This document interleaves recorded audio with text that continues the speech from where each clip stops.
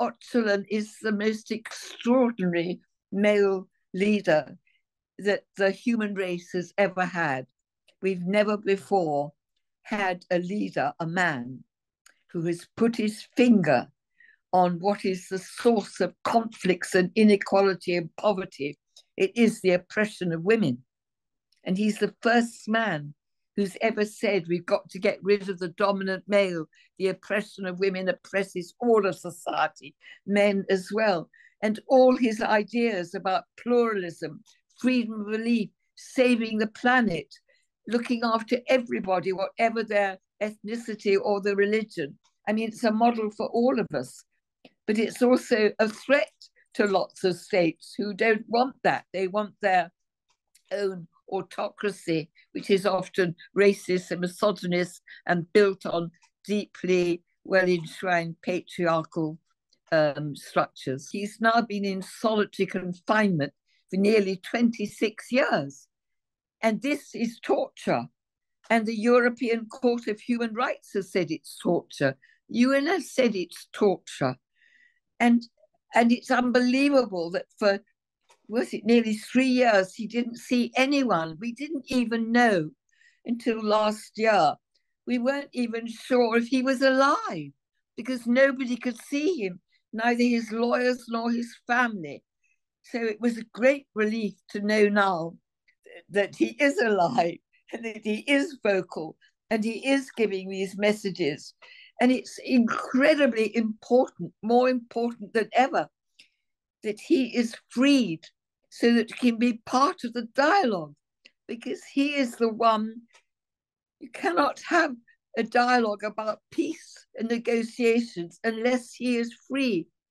And we remember about Mandela, what happened in South Africa. Mandela had to be freed so that there could be that dialogue. And then you just think about things like the Mandela rules that said that everyone who is in detention in prison has a right to see his lawyer. So all these laws and international laws were being broken, because if we don't see the release and freedom of Öcalan, then we are also risking that we do not get peace, and that Syria, if we allow it to be led by jihadists, because that's what they are. HTS are jihadists. We know what they did in Idlib. We know everything that happened. We will see Syria becoming another, as I said, another Afghanistan, or certainly another Libya. And so the hope for Syria and for that whole region and for the world is the release of Öcalan and dialogue and the recognition now of Rojava, recognition of the democratic autonomous administration of northeast Syria. I've been living with his amazing books, his prison writings. I've been living them for the last 20 years, these incredible writings. And yet I'm always still meeting people who have never heard of him. So it just, we have to work much harder. I would love to see versions of his prison writings on the curriculum of every primary school and secondary school in every country in the world, because they are absolutely about peace and how we can all live together to save the planet. And he goes back 5,000 years to the Sumerians, when we were hunters and gatherers and there was more equality. It's a wonderful model. It's a no-brainer. His model for a new society is a no-brainer. And it's amazing. He also prioritizes ecology and looking after the planet.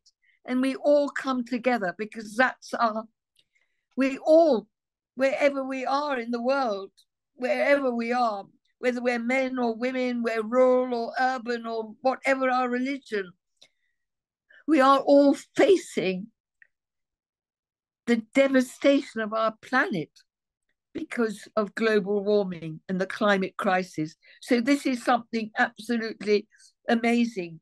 And then I think what is wonderful is the idea of democratic confederalism and decentralization and giving the voices to local people at the local level and stop this terrible centralization, really empower people to come together. And then, of course, what I think is absolutely brilliant, why did nobody talk about it before, is the co-chair system. Nobody else talks the language that he talks. There's a whole problem of having Trump. We have to all get together to actually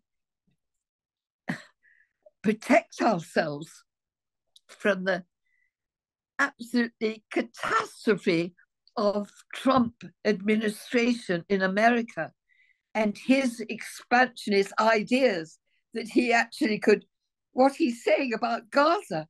So let's hope that all these countries will come together and see that they have a common threat, which is climate change, and it is people like Trump and people like Putin who put their own narcissistic wish for power and control, prioritize that beyond the rights of the human race to live together.